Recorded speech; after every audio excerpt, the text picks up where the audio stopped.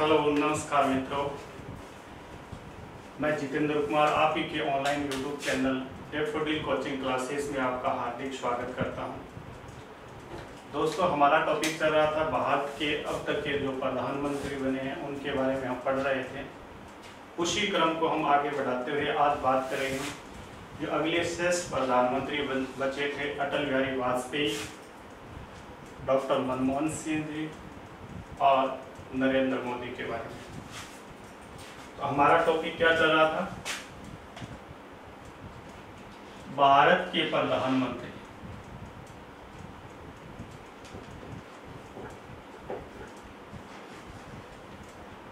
और भारत के प्रधानमंत्री के तहत हमने इंद्र कुमार गुजराल जो भारत के प्रधानमंत्री थे उन पर चर्चा कर ली थी।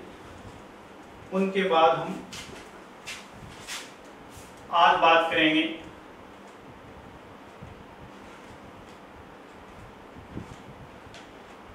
भारत के 13वें प्रधानमंत्री अटल बिहारी वाजपेयी। अटल बिहारी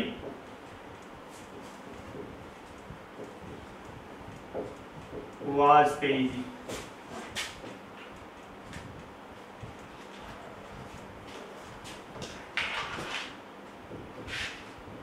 दोस्तों, अटल बिहारी वाजपेयी जो भारत के 13वें प्रधानमंत्री थे, आज हम इस पर चर्चा करेंगे। और सबसे पहले बात करते हैं दोस्तों, ये अटल बिहारी वाजपेयी जी भारत के एकमात्र ऐसे प्रधानमंत्री है या एकमात्र ऐसे गैर कांग्रेसी प्रधानमंत्री है जिन्होंने 3 बार प्रधानमंत्री पद की शपथ ली थी। कितनी बार प्रधानमंत्री पद की शपथ ली थी अटल बिहारी वाजपेयी जी ने? 3 बार प्रधानमंत्री पद की शपथ ली थी। 1996 के अंदर, 1998 में और 1999 के अंदर। तो सबसे पहला टॉपिक यही रहता है कि अटल बिहारी वाजपेयी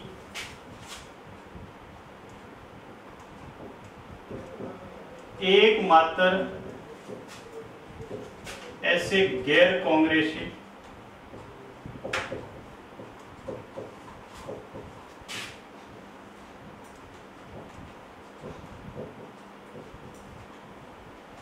प्रधानमंत्री है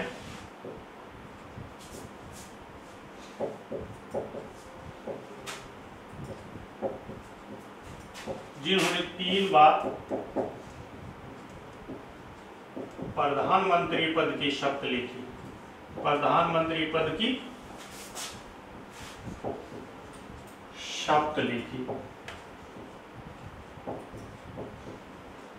अटल बिहारी वाजपेयी जी ऐसे एकमात्र गैर कांग्रेसी प्रधानमंत्री थे जिन्होंने कितनी बार शपथ ली थी? 3 बार प्रधानमंत्री पद की शपथ ली थी। पहली बार ये 1996 से 1996 तक रहे थे, यानी इनका जो कार्यकाल मात्र 13 दिन का रहा था। उसके बाद 1998 से 1999 तक रहते हैं और दूसरी बार इनका कार्यकाल 13 माह का रहता है। और उसके बाद ये 1999 से 2004 तक भारत के प्रधानमंत्री रहते हैं। तो इस प्रकार से 3 बार इन्होंने प्रधानमंत्री पद की शपथ ली थी।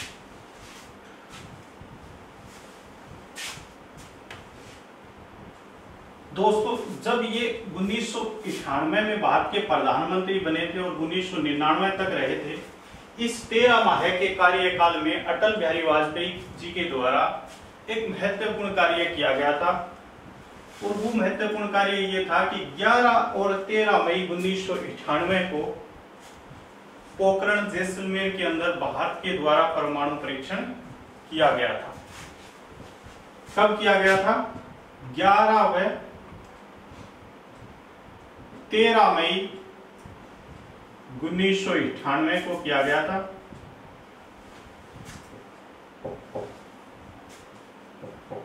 और ये पोखरण जैसलमेर में किया गया था।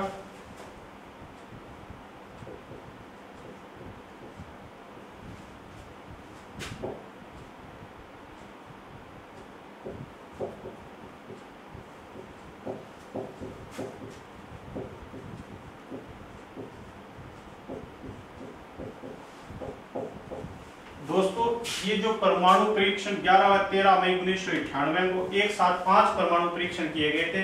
और मैंने पहले बताया था इंदिरा गांधी के द्वारा एक परमाणु परीक्षण किया गया था 1984 को। तो कुल मिलाकर भारत के द्वारा 1998 तक आते आते टोटल 6 परमाणु परीक्षण कर लिए थे भारत ने। लेकिन विश्व के बहुत सारे देशों के द्वारा भारत पर प्रतिबंध लगा दिया गया कि आप परमाणु परीक्षण नहीं कर सकते। इसके बावजूद भी अटल बिहारी वाजपेयी ने ये परमाणु परीक्षण किया था और इसी के साथ भारत एक ताकतवर देश के रूप में उभर कर सामने आया था। तो ये इंपॉर्टेंट है। अटल बिहारी वाजपेयी जी के कार्यकाल की सबसे बड़ी घटना है 11 व 13 मई 1998 को राजस्थान के जैसलमेर जिले के पोखरण में एक साथ 5 परमाणु परीक्षण किए जाते हैं। इसके अलावा 1999 के अंदर इनकी सरकार मात्र 1 वोट से गिर जाती है, क्योंकि 1998 के अंदर बीजेपी पार्टी सबसे बड़ी पार्टी बनकर सामने आई थी और इस बीजेपी पार्टी के द्वारा अन्य पार्टियों के समर्थन से गठबंधन की सरकार बना ली गई थी। लेकिन जयललिता की पार्टी के द्वारा 1999 में समर्थन वापस ले लिया जाता है और अटल बिहारी वाजपेयी जी की सरकार 1 वोट से गिर जाती है।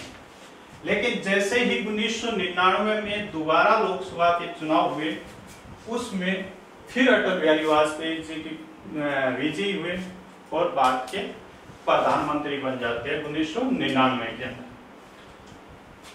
जब ये दोबारा 1999 से 2004 तक भारत के प्रधानमंत्री रहे थे, उस समय की जो महत्वपूर्ण घटनाएं हैं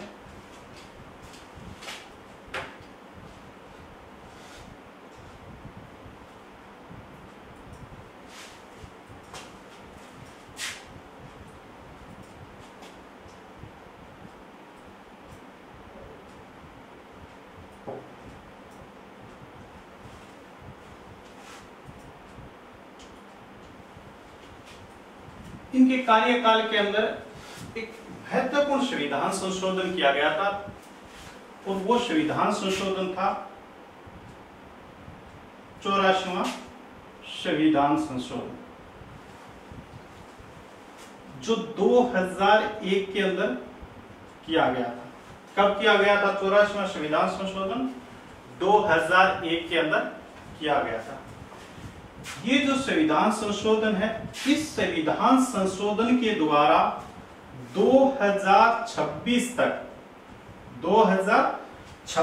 तक संसद और राज्य विधानमंडलों की सीटों को बढ़ाने पर प्रतिबंध लगाया गया था कि संसद और राज्य की जो विधानमंडल है वो अपनी सीटें 2026 तक नहीं बढ़ा सकती हैं।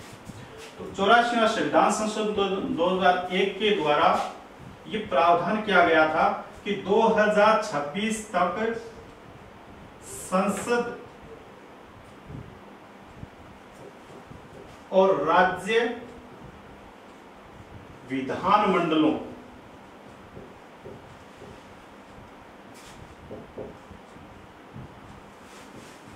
की सीटें बढ़ाने पर प्रतिबंध।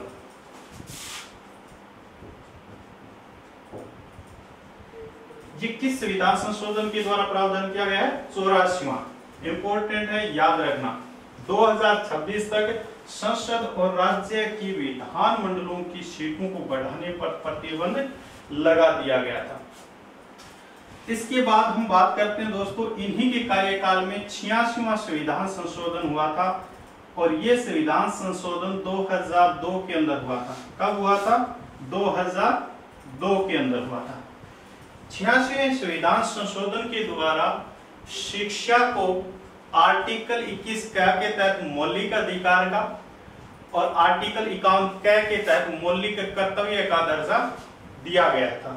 किस संविधान संशोधन के द्वारा? 86वें संविधान संशोधन के द्वारा।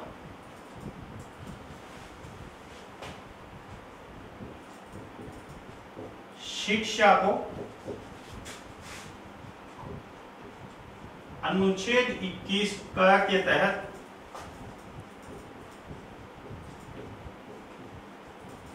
मौलिक अधिकार का दर्जा दिया गया था। मौलिक अधिकार का दर्जा दिया गया था।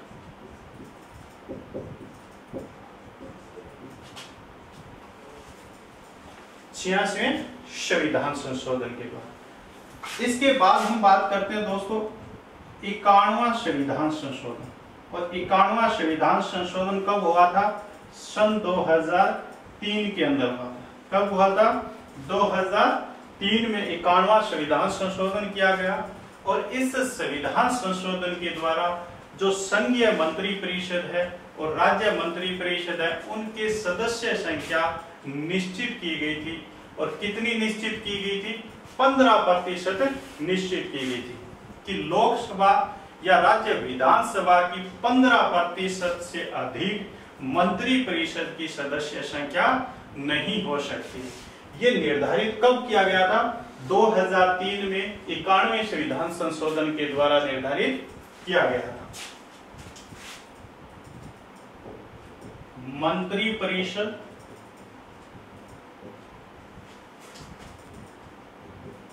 की सदस्य संख्या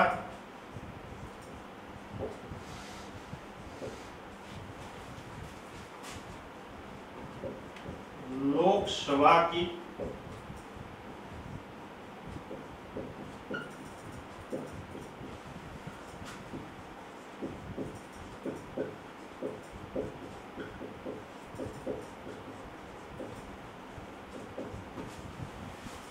मंत्री परिषद की जो सदस्य संख्या है वो लोकसभा के 15% से अधिक नहीं हो सकती।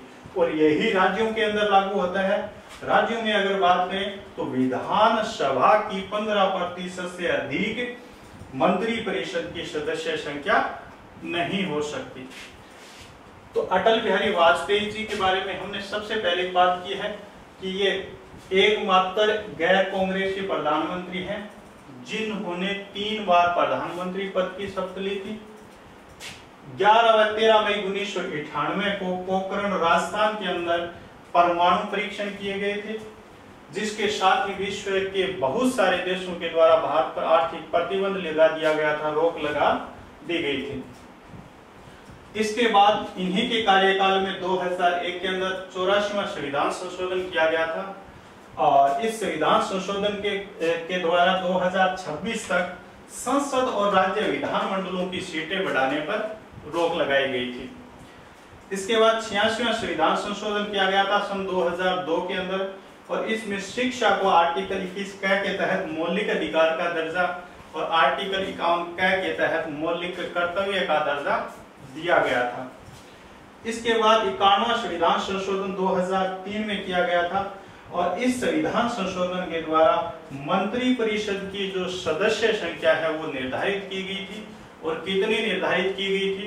सेंटर के अंदर हम बात करें तो लोकसभा की 15% और राज्यों के अंदर हम बात करें तो विधानसभा की 15% निर्धारित की गई थी। इसके बाद हम बात करें दोस्तों, इन्हीं के कार्यकाल में 92वां संविधान संशोधन भी किया गया था। 92वां संविधान संशोधन जो 2003 के अंदर किया गया था, इस संविधान संशोधन के द्वारा संविधान की जो 8वीं अनुसूची है भाषा से संबंधित, उस 8वीं अनुसूची के अंदर 4 नई क्षेत्रीय भाषाएं जोड़ी गई थी। बात करते हैं हम 92वां संविधान संशोधन। और ये कब किया गया था? सन 2003 के अंदर किया गया था। कब किया गया था? 2003 के अंदर किया गया था। और इस संविधान संशोधन के द्वारा संविधान की जो 8वीं अनुसूची है, 8वीं अनुसूची में 4 क्षेत्रीय भाषाएं जोड़ी गई थी। कितनी भाषाएं? 4 क्षेत्रीय भाषाएं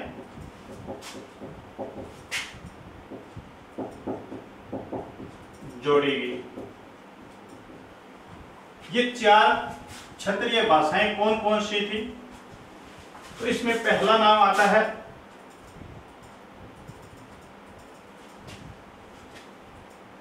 मैथिली, संथाली, बोडो, डोगरी। कौन सी भाषाएं? मैथिली, संथाली, बोडो, डोगरी। ये 4 क्षेत्रीय भाषाएं संविधान के 8वीं अनुसूची में 92वें संविधान संशोधन 2003 के द्वारा जोड़ी गई थी। तो संविधान संशोधन 84, 86, 91 और 92 ये अटल बिहारी वाजपेयी जी के समय किए गए थे। चारों के चारों संविधान संशोधन महत्वपूर्ण संविधान संशोधन है, इनको ध्यान में रखना।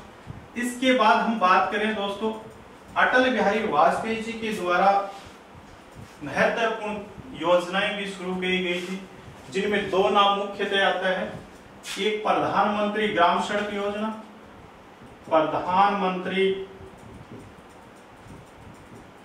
ग्राम सड़क योजना,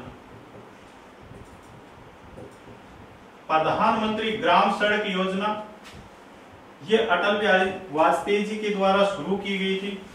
और इसका जो उद्देश्य था वो ये था कि भारत के प्रत्येक गांव को सड़कों के माध्यम से जोड़ा जाए। इसके अलावा इन्हीं के द्वारा स्वर्णिम चतुर्भुज योजना की शुरुआत की गई थी। कौन सी योजना? स्वर्णिम चतुर्भुज योजना।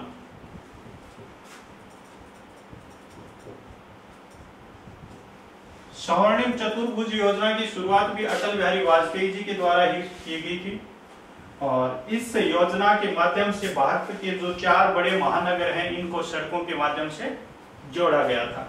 तो प्रधानमंत्री ग्राम सड़क योजना, स्वर्णिम चतुर्भुज योजना जैसी महत्वपूर्ण योजनाओं की शुरुआत भी अटल बिहारी वाजपेयी जी के कार्यकाल में की गई थी। दोस्तों, अटल बिहारी वाजपेयी जी की अगर मैं बात करूं तो जब ये प्रधानमंत्री नहीं थे, मोरारजी देसाई की सरकार 1977 से 1989 तक थी। मोरारजी देसाई की सरकार में अटल बिहारी वाजपेयी जी विदेश मंत्री थे। अटल बिहारी वाजपेयी मोरारजी देसाई की सरकार में विदेश मंत्री थे और उस समय विदेश मंत्री के तौर पर इन्होंने सबसे पहले यूएनओ के अंदर हिंदी में भाषण दिया था। तो दोस्तों ध्यान रखना, इन्होंने जिस वक्त यूएनओ के अंदर हिंदी में भाषण दिया था उस समय ये देश के प्रधानमंत्री नहीं थे बल्कि भारत के विदेश मंत्री थे मोरारजी देसाई की सरकार में। तो ध्यान रखना, अगर ये पूछा जाए कि यूएनओ के अंदर हिंदी में भाषण देने वाले पहले व्यक्ति तो अटल बिहारी वाजपेयी जी का नाम आएगा। और ये पूछा जाए कि यूएनओ में सबसे पहले हिंदी में भाषण देने वाले प्रधानमंत्री तो अपने नरेंद्र मोदी आता है। तो इन्होंने यूएनओ में हिंदी में भाषण दिया था। हिंदी में भाषण देने वाले पहले व्यक्ति कौन थे? अटल बिहारी वाजपेयी थे। जबकि प्रधानमंत्री कौन है? नरेंद्र मोदी। दोस्तों, बीजेपी जो पार्टी है, इस बीजेपी पार्टी की स्थापना होती है 1980 के अंदर। कब हुई थी बीजेपी पार्टी की स्थापना? 1980 में हुई थी। जब इसकी स्थापना हुई थी तो इसके जो पहले अध्यक्ष बने थे वो अटल बिहारी वाजपेयी ही बने थे। तो बीजेपी पार्टी के पहले अध्यक्ष भी कौन है? अटल बिहारी वाजपेयी जी हैं।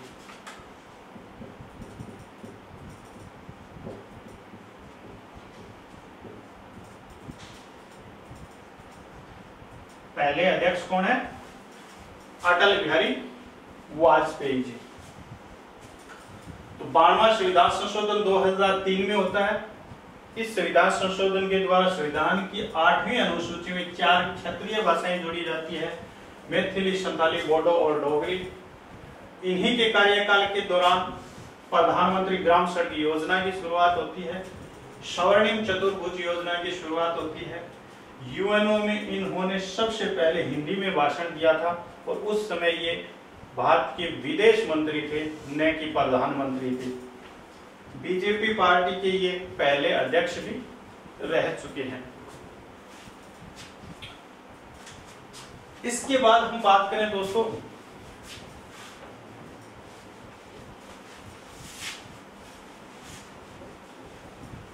फरवरी 1999 में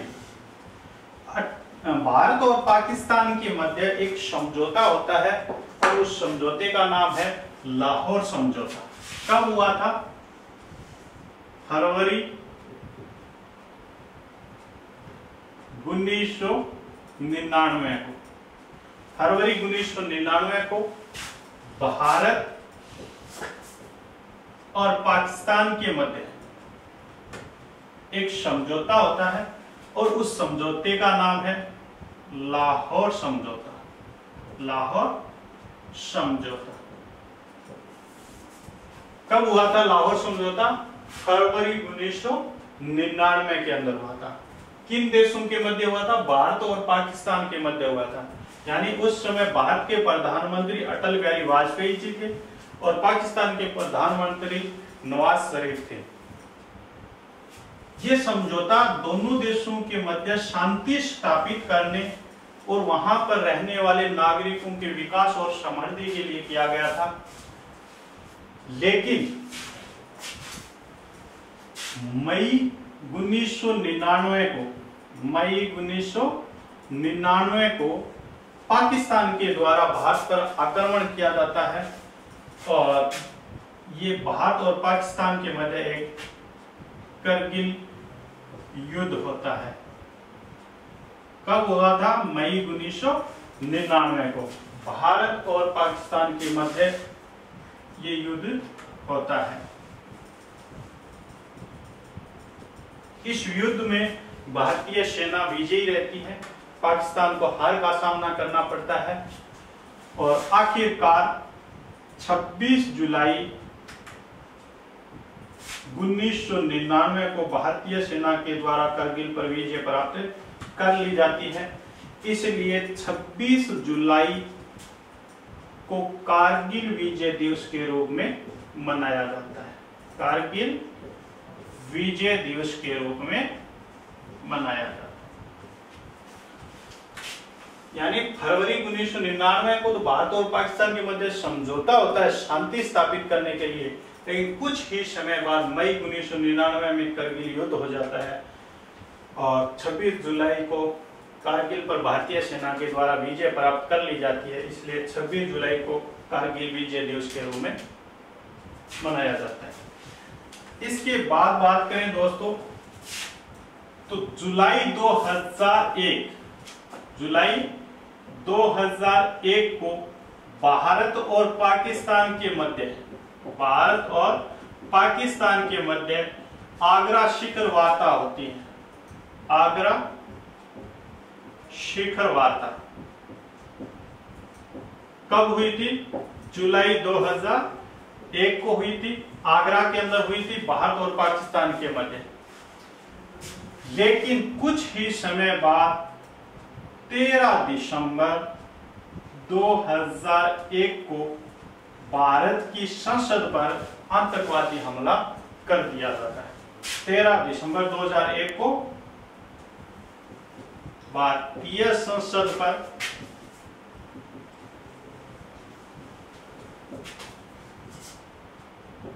आतंकवादी हमला। दोस्तों देखो पाकिस्तान की सोच देखो, फरवरी 1999 में भारत के साथ एक समझौता करता है। कुछ समय बाद पाकिस्तान के द्वारा भारत पर आक्रमण किया जाता है। फिर पाकिस्तान भारत के साथ 2001 में समझौता करता है और फिर 2001 के अंदर भारत की संसद पर हमला कर दिया जाता है। यानी भारत समझौता कर रहा है और पाकिस्तान बार बार आक्रमण कर रहा है। तो 13 दिसंबर 2001 को भारतीय संसद पर ये आतंकवादी हमला हुआ था और इस आतंकवादी हमले का जो मास्टरमाइंड था वो अफजल गुरु था, जिसको 2013 के अंदर फांसी दे दी गई थी। जब इतनी सुरक्षित जगह, यानी संसद से ज्यादा सुरक्षित जगह तो हो ही नहीं सकती, जब इतनी सुरक्षित जगह पर आतंकवादी हमला हुआ तो अटल बिहारी वाजपेयी जी ने सोचा कि इस बात में कोई सुरक्षित है ही नहीं, तो क्यों ना ऐसा एक कठोर कानून बनाया जाए, ऐसा एक निरोधक कानून बनाया जाए ताकि इस प्रकार की घटना करने वालों को उस कानून के तहत सजा दी जा सके। और अटल बिहारी वाजपेयी जी ने क्या किया, 2002 के अंदर इसी प्रकार का एक कठोर कानून बनाया और उस कानून का नाम था पोटा एक्ट। क्या नाम था? पोटा एक्ट। कब बनाया गया था? 2002 के अंदर बनाया गया था प्रधानमंत्री अटल बिहारी वाजपेयी जी के द्वारा। लेकिन दुर्भाग्य की बात यह है कि जैसे ही 2004 में डॉक्टर मनमोहन सिंह की सरकार बनी, इसे समाप्त कर दिया गया था। 2004 के अंदर इस कोटा कानून को समाप्त कर दिया गया। तो ये थी दोस्तों अटल बिहारी वाजपेयी से जुड़ी कुछ महत्वपूर्ण घटनाएं जिनको हमने देख लिया। अब बात करते हैं हम अगले प्रधानमंत्री डॉक्टर मनमोहन सिंह के बारे में।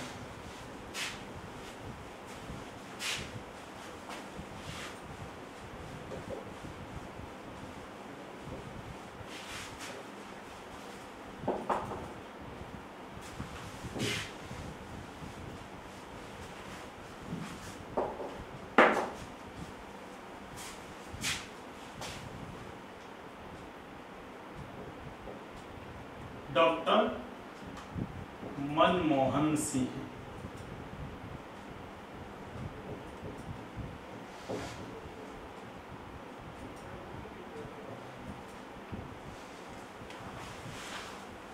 दोस्तों, डॉक्टर मनमोहन सिंह जी, इनका जो कार्यकाल है वो है 2004 से लेकर के 2014 तक, यानी इन्होंने अपना 2 कार्यकाल पूरा किया था, 2004 से 2009 तक और 2009 से 2014 तक, यानी पूरा इन्होंने 10 वर्ष का अपना कार्यकाल पूरा किया था डॉक्टर मनमोहन सिंह। दोस्तों, इनके बारे में अगर बात करें तो डॉक्टर मनमोहन सिंह जी हैं, ये प्रधानमंत्री बनने से पहले कई महत्वपूर्ण पदों पर भी रह चुके हैं। जैसे ये पंजाब विश्वविद्यालय में अर्थशास्त्र के प्रोफेसर थे, आरबीआई के गवर्नर रह चुके हैं, योजना आयोग के अध्यक्ष उपाध्यक्ष पद पर रह चुके हैं, वित्त मंत्री के पद पर भी रह चुके हैं। लेकिन अगर ये पूछे कि ये वित्त सचिव या वित्त आयोग के अध्यक्ष उपाध्यक्ष पद पर रहे हैं, तो डॉक्टर मनमोहन सिंह कभी वित्त सचिव या वित्त आयोग के अध्यक्ष या उपाध्यक्ष पद पर नहीं रहे। यानी ये प्रधानमंत्री बनने से पूर्व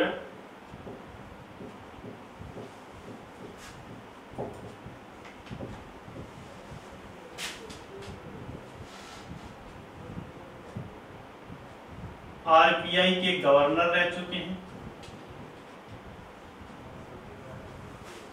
इसके अलावा पंजाब विश्वविद्यालय के अंदर अर्थशास्त्र के प्रोफेसर रह चुके हैं। इसके अलावा योजना आयोग के अध्यक्ष रह चुके हैं और योजना आयोग के उपाध्यक्ष भी रह चुके हैं। इसके अलावा ये वित्त मंत्री के पद पर भी रह चुके हैं, क्योंकि पीवी नरसिम्हा राव की सरकार में ये वित्त मंत्री थे। लेकिन ये वित्त सचिव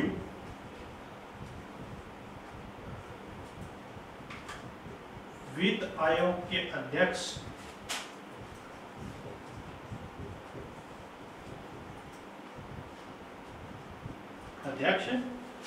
कभी नहीं रहे।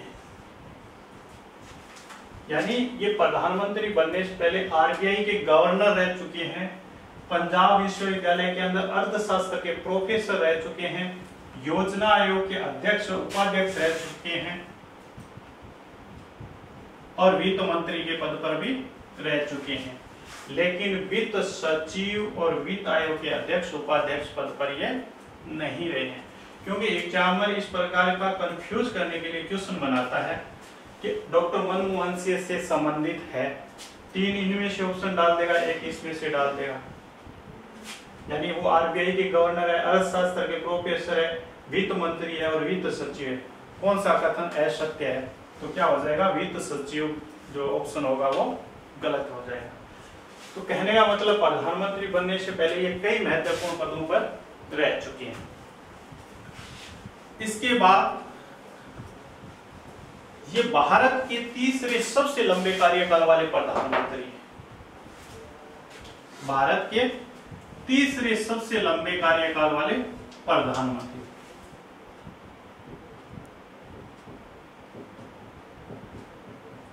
तीसरे सबसे लंबे कार्यकाल।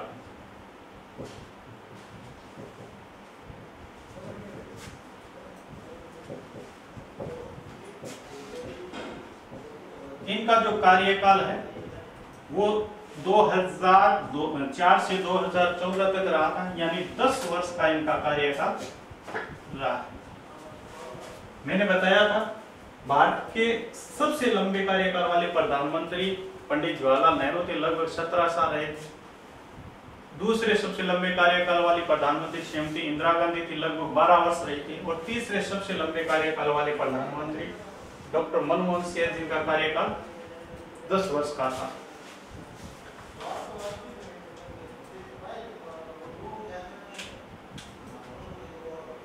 इसके बाद राज्यसभा सदस्य के रूप में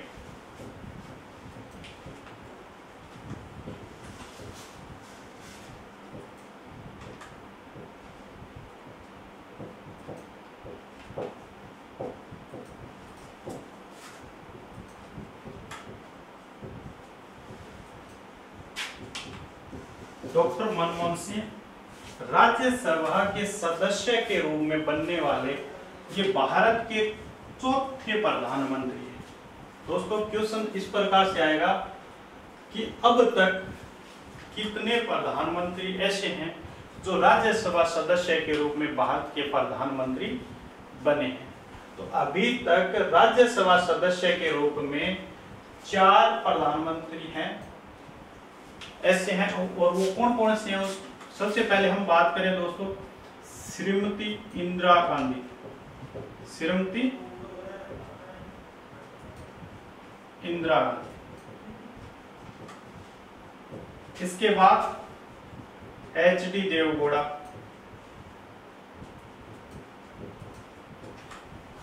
इसके बाद आई.के. गुजराल यानी इंद्र कुमार गुजराल,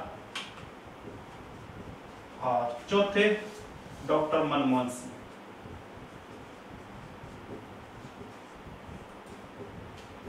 ये 4 ऐसे प्रधानमंत्री हैं जो राज्यसभा सदस्य के रूप में भारत के प्रधानमंत्री बने हैं। इसके बाद हम बात करते हैं दोस्तों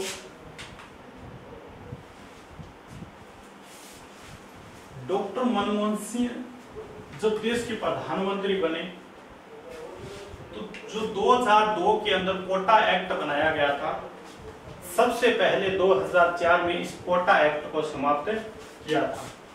यानी कोटा एक्ट जो है, इस कोटा एक्ट को कब समाप्त किया था? 2004 में समाप्त किया था। कब समाप्त किया? 2004 में। और कोटा एक्ट कब बनाया गया था? 2002 में अटल बिहारी वाजपेयी जी की सरकार के द्वारा। इसके बाद हम बात करें तो दोस्तों 12 अक्टूबर 2005 को 12 अक्टूबर 2005 को डॉक्टर मनमोहन सिंह की सरकार के द्वारा एक अधिनियम लागू किया गया, आरटीआई, राइट टू इंफॉर्मेशन, सूचना का अधिकार अधिनियम 2005 लागू किया गया था।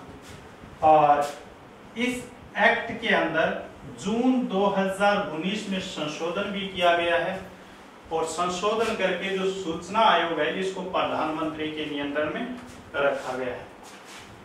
ये जो आरटीआई एक्ट है ये 12 अक्टूबर 2005 से भारत में लागू है।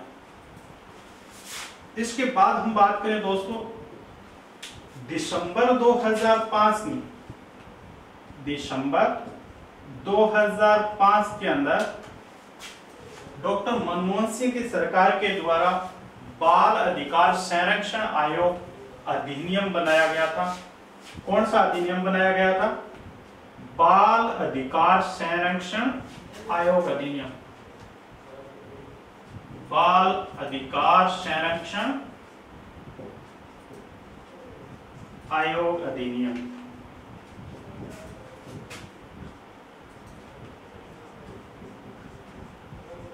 कब बनाया गया? दिसंबर 2005 के अंदर बनाया गया। और इस अधिनियम के तहत 2007 में राष्ट्रीय बाल अधिकार संरक्षण आयोग की स्थापना की गई थी। कब की गई थी? 2007 में राष्ट्रीय बाल अधिकार संरक्षण आयोग।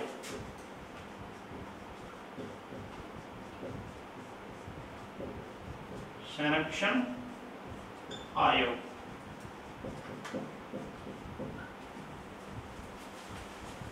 2004 में कोटा एक्ट को समाप्त किया। 12 अक्टूबर 2005 को आरटीआई एक्ट लागू किया था, जिसमें 2019 में संशोधन कर भारत के प्रधानमंत्री के नियंत्रण में लाया गया। और दिसंबर 2005 को बाल अधिकार संरक्षण आयोग अधिनियम लागू किया गया। और इस अधिनियम के तहत 2007 में राष्ट्रीय बाल अधिकार संरक्षण आयोग की स्थापना की गई थी। यानी बालकों के अधिकारों के संरक्षण के लिए ये जो आयोग है ये कार्य करता है।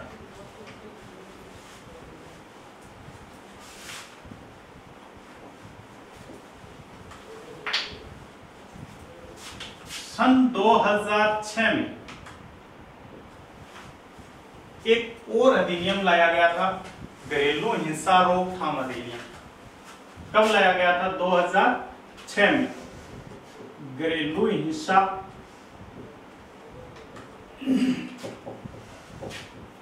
रोकथाम अधिनियम।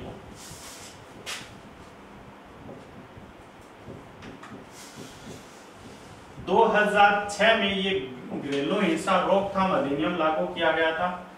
दोस्तों इसमें एक शब्द आया है घरेलू हिंसा। घरेलू हिंसा हम किसको कहेंगे? तो मैं बता देना चाहता हूं कि ऐसा कोई भी कार्य जो महिला या बच्चों के स्वास्थ्य, सुरक्षा या आर्थिक क्षति या ऐसी कोई क्षति जो असहनीय हो, सही नहीं जाए और जिससे महिलाओं और बच्चों को अपमान या दुख सहना पड़े, वो सारे के सारे कार्य घरेलू हिंसा के अंतर्गत रखे गए हैं। और इस प्रकार के कार्यों को रोकने के लिए ये कानून जो है वो 2006 के अंदर बनाया गया था डॉक्टर मनमोहन सिंह सरकार के द्वारा। इसके बाद दोस्तों 2 फरवरी 2006 को 2 फरवरी 2006 को विश्व का सबसे बड़ा रोजगार कार्यक्रम डॉक्टर मनमोहन सिंह सरकार के द्वारा चलाया गया था और उसका नाम था नरेगा। क्या नाम था? नरेगा। कब शुरू किया गया था? 2 फरवरी 2006 को शुरू किया गया था। इसके बाद हम बात करें तो जुलाई 2006 के अंदर, और ये इंपॉर्टेंट भी है ध्यान रखना दोस्तों, कि भारत और अमेरिका के मध्य एक ऐतिहासिक परमाणु समझौते पर सहमति होती है। परमाणु समझौते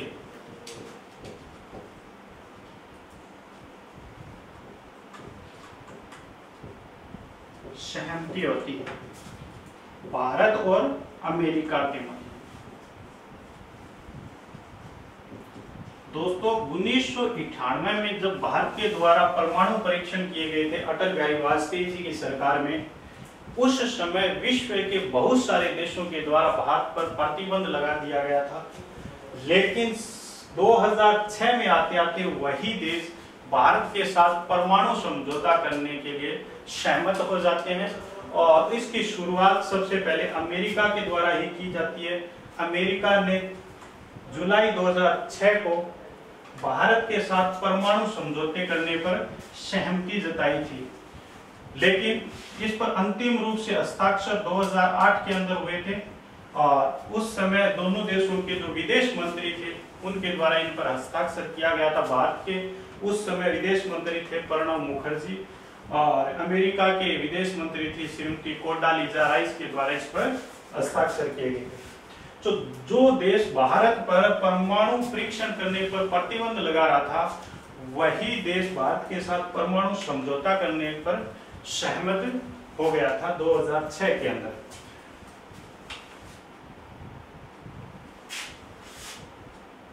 इसके बाद हम बात करें दोस्तों, डॉक्टर मनमोहन सिंह जो है इनके एक सचिव थे संजय बारू। कौन थे? संजय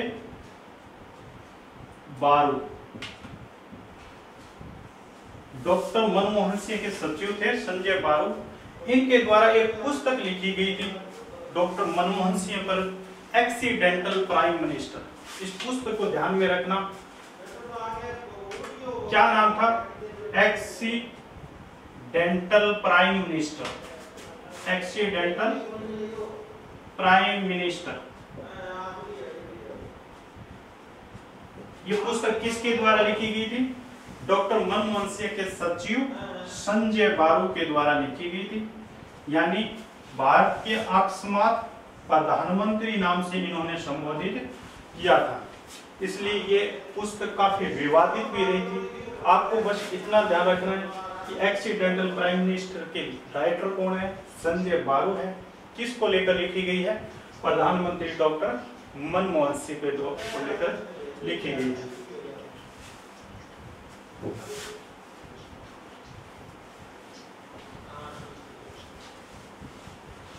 दोस्तों 2009 के अंदर डॉक्टर मनमोहन सिंह की सरकार के द्वारा RTE एक्ट लाया गया था, जो 1 अप्रैल 2010 से पूरे भारत में लागू हुआ था। कब लाया गया था? 2009 के अंदर। कौन सा act? RTE, right to education, शिक्षा का अधिकार एक्ट लाया गया था। और ये एक्ट पारित 2009 में हो गया था, लेकिन 1 अप्रैल 2010 से ये भारत में लागू हुआ था। तो RTE एक्ट किसके द्वारा लाया गया था? मनमोहन सिंह की सरकार के द्वारा लाया गया था 2009 के अंदर। इसके बाद हम बात करें दोस्तों 2012 के अंदर एक महत्वपूर्ण संविधान संशोधन किया गया, 97वां संविधान संशोधन। और इस 97वें संविधान संशोधन के द्वारा संविधान में एक शब्द जोड़ा गया, सहकारिता शब्द। सहकारिता कुछ संविधान में जोड़ा गया था। कोऑपरेटिव्स शब्द जो है इसको 97वें संविधान संशोधन के द्वारा 2012 में जोड़ा गया था। दोस्तों सहकारिता का मतलब क्या है? सह प्लस कारिता। सह का अर्थ साथ, कारिता का कार्य करना। कहने का मतलब कि मिलजुल कर कार्य करना ही क्या है? सहकारिता है। क्योंकि इसका जो नारा है वो भी यही है कि एक सब के लिए और सब एक के लिए। क्योंकि दोस्तों कोई भी मनुष्य अपनी पूरी आवश्यकताओं की पूर्ति अकेला नहीं कर सकता है, इसलिए उनको अन्य व्यक्तियों की सहयोग की आवश्यकता होती है। और एक दूसरे के इसी परस्पर सहयोग से जो कार्य किया जाता है उसको सहकारिता कहा जाता है। इसके अलावा ये जो सहकारिता है इसमें लाभ को अधिक महत्व नहीं दिया जाता है, बल्कि सेवा को अधिक महत्व दिया जाता है, सहयोग को अधिक महत्व दिया जाता है। इसका जो आधार होता है सहकारिता का, वो प्रतिस्पर्धा नहीं होता है, कंपटीशन नहीं होता है, बल्कि एक दूसरे का पारस्परिक सहयोग करना होता है। तो इस सहकारिता जैसे महत्वपूर्ण शब्द को कब जोड़ा गया था? 2012 में 97वें संविधान संशोधन के द्वारा जोड़ा गया था।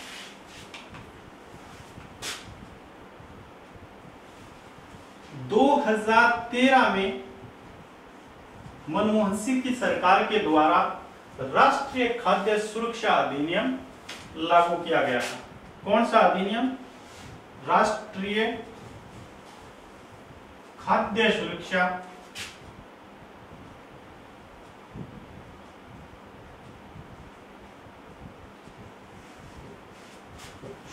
अधिनियम।